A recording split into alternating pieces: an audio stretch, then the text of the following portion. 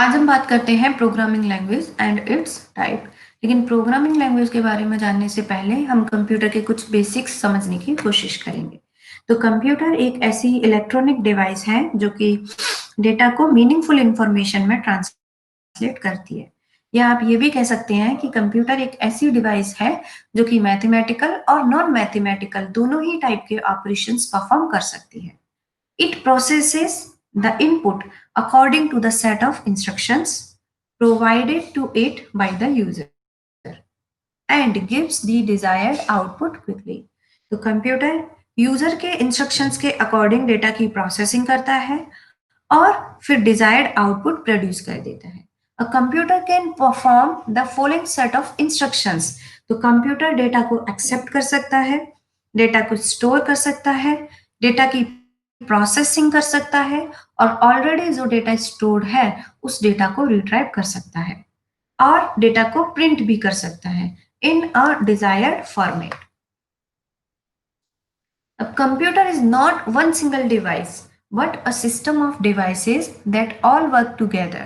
A typical computer system consists of the following major component: main memory, जो कि RAM है, central processing unit, CPU, secondary storage device, hard disk है जो कि permanently data को store करने के लिए यूज होती है, इनपुट डिवाइसेस है जिनकी हेल्प से यूजर इंस्ट्रक्शंस देता है कंप्यूटर को, आउटपुट डिवाइस है जिसकी हेल्प से कंप्यूटर आउटपुट प्रोड्यूस करेगा, जैसे मॉनिटर और printer. These are the components of a computer. तो ये input device, CPU, output device, storage device and main memory, ये सब मिलकर एक साथ काम करते हैं। अब कंप्यूटर की हम बात करें तो कंप्यूटर कब इंटेलिजेंट डिवाइस नहीं होता है। कंप्यूटर खुद से प्रॉब्लम को एनालाइज नहीं कर सकता। तो इसके लिए जो ह्यूमन है और जो प्रोग्रामर है वो पहले प्रॉब्लम को एनालाइज करते हैं, फिर इंस्ट्रक्शंस डेवलप करते हैं और उन इंस्ट्रक्शंस को कंप्यूटर को दिया जाता है। कंप्यूटर उन इंस्ट्रक्शंस के बेसिस पर डेटा की प्रोसेसिंग करता है और आउटपुट प्रोड्यूस करता है। तो जो इंस्ट्रक्शंस हमने कंप्यूटर को दिए हैं उन इंस्ट्रक्शंस को ही हम प्रोग्राम कहते हैं। तो a program is a set of instructions that a computer follow to perform a task. For example, Microsoft Word is a word processing program that allow you to create, edit, and print documents with your computer. Adobe Photoshop is an image editing program that allow you to work with graphic image such as photo taken with your digital camera. And programs are commonly referred to as software, and software computer के लिए बहुत जरूरी होते हैं क्योंकि computer जो भी task complete करता है या जो भी काम करता है उसको कंट्रोल करने के लिए हमें सॉफ्टवेयर की जरूरत पड़ती है। प्रोग्रामिंग लैंग्वेज एक ऐसी आर्टिफिशियल इंटेलिजेंट लैंग्वेज है या प्रोग्रामिंग लैंग्वेज एक ऐसी आर्टिफिशियल लैंग्वेज है that can be use to control the behaviour of a machine, particularly a computer. तो कंप्यूटर के बिहेवियर को कंट्रोल करने के लिए हम प्रोग्राम्स लिखते हैं और वो प्रोग्राम हम किसी भी प्रोग्रामिंग लैंग्वेज में लिख सकते हैं। और आप ये भी कह सकते हैं कि set of grammatical rules for instructing a computer to perform specific task. तो प्रोग्रामिंग लैंग्वेज जस्ट क्या है? सेट ऑफ ग्रामेटिकल रूल्स हैं जिससे आप कंप्यूटर को इंस्ट्रक्शंस दे सके और कंप्यूटर टास्क परफॉर्म कर सके। तो बात करते हैं मशीन लैंग्वेज की। तो machine language low level programming language है। लो लेवल हम इसको इसलिए कहते हैं क्योंकि मशीन लैंग्वेज हार्डवेयर के ज्यादा क्लोज होती है। सीपीयू डायरेक्टली मशीन लैंग्वेज को एग्जीक्यूट कर लेता है क्योंकि सीपीयू सिर्फ और सिर्फ मशीन लैंग्वेज को ही समझता है जो कि 0 और 1 की फॉर्म में होती है। मशीन लैंग्वेज को ही आप बाइनरी लैंग्वेज भी कहते हैं। अगर अब जब सीपीयू मशीन लैंग्वेज को समझता है तो हमें सीपीयू से अगर कोई काम कराना है तो हमें सीपीयू को इंस्ट्रक्शंस भी मशीन लैंग्वेज में देने पड़ेंगे। तो मशीन लैंग्वेज में इंस्ट्रक्शंस लिखना प्रोग्रामर के लिए बहुत मुश्किल होता है। सपोज करो अगर मुझे 120 लिखना है तो मुझे 120 की बाइनरी आना चाहिए। मुझे 2 नंबर्स को ऐड करना है तो मुझे 2 नंबर्स की बाइनरी आनी चाहिए और एडिशन की भी बाइनरी पता होनी चाहिए, तभी मैं 2 नंबर्स को ऐड कर सकती हूँ। So it's a very difficult to learn because putting a 0 or 1 in the wrong place will cause an error. A program can have thousands or even millions of binary instructions, and writing such a program would be very tedious and time consuming. So to overcome this problem, the assembly language is invented. So computers can only execute programs that are written in machine language. So instead of using binary numbers for instructions, assembly language uses short words that are known as mnemonics. For example, addition के लिए हम add use करते हैं, subtraction के लिए हम sub use करते हैं, and multiplication के लिए हम multi यूज करते हैं. तो assembly language ह्यूमन के थोड़ा ज्यादा क्लोज होती है कंपैरिजन टू मशीन लैंग्वेज. तो when a programmer uses assembly language to write a program, he or she can write short mnemonics instead of binary numbers. तो आप ऐसे समझ सकते हैं कि आपने एक प्रोग्राम मशीन लैंग्वेज में लिखा है, ठीक है, इसको हम कहते हैं source code. Source code means जब आपने इंस्ट्रक्शंस को किसी प्रोग्रामिंग लैंग्वेज में लिखा है तब हम उसको सोर्स कोड कहते हैं. तो ये सोर्स कोड लिखा है. अब ये ह्यूमन तो इसको समझ सकता है, जैसे यहाँ लिखा है एमओवी मीन्स मूव, यहाँ पर डेटा का मूवमेंट हो रहा है. सेकेंड लाइन में हम देखते हैं एड मीन्स की एडिशन हो रहा है. तो ये हमारे तो क्लोज है लेकिन मशीन के क्लोज नहीं है. अब मशीन इसको नहीं समझ सकता तो हमें एक ऐसा ट्रांसलेटर चाहिए जो कि इस लैंग्वेज को मशीन लैंग्वेज में कन्वर्ट कर सके, क्योंकि सीपीयू सिर्फ और सिर्फ मशीन लैंग्वेज को ही समझता है. तो उस ट्रांसलेटर को हम कहते हैं असेंबलर. तो assembler is used to translate an assembly language program to a machine language program. High level language are relatively easy to learn because high level programming language human के ज्यादा क्लोज होती हैं. जैसे हम नेचुरल लैंग्वेज की बात करते हैं, इंग्लिश लैंग्वेज की बात करते हैं, तो ये हमारे ज्यादा क्लोज होती है, लेकिन मशीन के ज्यादा क्लोज नहीं होती है, क्योंकि जो हम नॉर्मली डे लाइफ में हम लोग जो लैंग्वेज बोलते हैं उस लैंग्वेज में ही हम प्रोग्रामिंग करते हैं. तो हमें इंटरनल वर्किंग की जरूरत नहीं होती कि कंप्यूटर की इंटरनल वर्किंग क्या होगी, या डिटेल नॉलेज नहीं रखनी होती, बस हम प्रोग्रामिंग कर सकते हैं. अगर हमने प्रोग्रामिंग लैंग्वेज अच्छे से समझी है, अच्छे से पढ़ी है, तो हम प्रोग्राम को हाई लेवल लैंग्वेज में लिख सकते हैं. So high level language are used to solve problems and are often described as problem oriented language. तो यहाँ पर जब भी हम प्रोग्राम हाई लेवल लैंग्वेज में प्रोग्रामिंग करते हैं तो हमें सिंटेक्स पता होना चाहिए और सिमेंटिक पता होना चाहिए. सिंटेक्स मीन्स ये है कि जब जैसे हम नेचुरल लैंग्वेज की बात करते हैं, इंग्लिश लैंग्वेज की बात करते हैं, तो हम सेंटेंस को बोलते हैं या फिर सेंटेंस को लिखते हैं तो हमें ग्रामर के रूल्स पता होने चाहिए और हमें स्पेलिंग पता होनी चाहिए.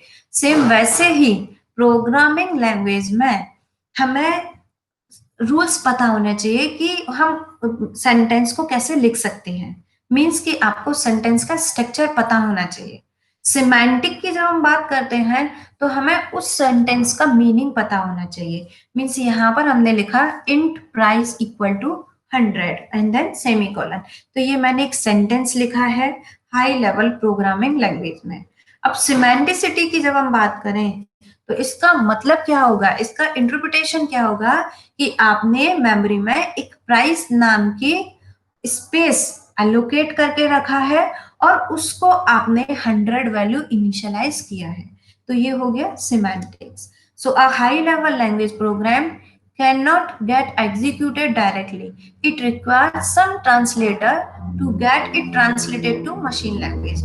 अब हाई लेवल लैंग्वेज प्रोग्रामर के ज्यादा क्लोज होती है लेकिन मशीन के क्लोज नहीं होती है. तो हमें फिर से एक ट्रांसलेटर चाहिए जो हाई लेवल लैंग्वेज को मशीन लैंग्वेज में ट्रांसलेट करने का काम करे, जिससे सीपीयू डायरेक्टली मशीन लैंग्वेज को एग्जीक्यूट कर सके. So there are two types of translators for high level language programs. They are interpreter and compiler. तो compiler आपके ऐसा एक लैंग्वेज प्रोसेसर है, या आप कह सकते हैं एक ऐसा ट्रांसलेटर है जो कि कंप्लीट सोर्स प्रोग्राम को एक बार में ही ट्रांसलेट कर देगा मशीन कोड में, जैसे सी, सी प्लस प्लस एंड जावा। आपने कोई प्रोग्राम लिखा सी लैंग्वेज में या सी प्लस प्लस लैंग्वेज में, तो कंपाइलर पूरे सोर्स कोड को एक बार में ही पूरा रीड करेगा और उसको ट्रांसलेट कर देगा मशीन लैंग्वेज प्रोग्रामिंग लैंग्वेज में। So the computer specify the errors at the end of the compilation with line numbers when there are any error in the source code. अगर सोर्स कोड में कहीं कोई error है तो computer पूरा program compile करने के बाद लास्ट में एरर प्रोड्यूस करेगा विद लाइन नंबर। जैसे आपने एक प्रोग्राम लिखा हाई लेवल लैंग्वेज में, कंपाइलर ने पूरे प्रोग्राम को एक बार में मशीन लैंग्वेज में ट्रांसलेट कर दिया, ठीक है।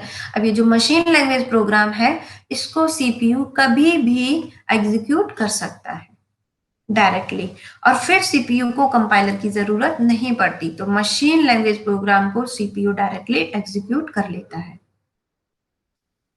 इंटरप्रेटर ये भी आपका लैंग्वेज प्रोसेसर है, ट्रांसलेटर है, ये भी हाई लेवल लैंग्वेज को मशीन लैंग्वेज में कन्वर्ट करता है।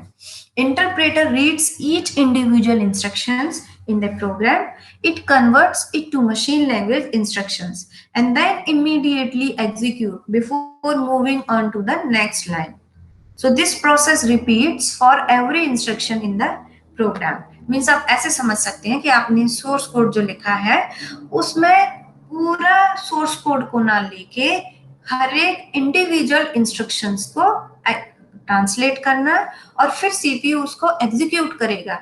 सीपीयू एग्जीक्यूट कर लेगा, उसके बाद दूसरा जो इंस्ट्रक्शन है उसको इंटरप्रेटर ट्रांसलेट करेगा मशीन लैंग्वेज में, सीपीयू उसको एग्जीक्यूट करेगा और फिर से ये स्टेप रिपीटेशन आपका चलता रहेगा। So the interpreter translate each high level instruction to its equivalent machine language instructions and immediately executes them, and this process is repeated for each high level instruction.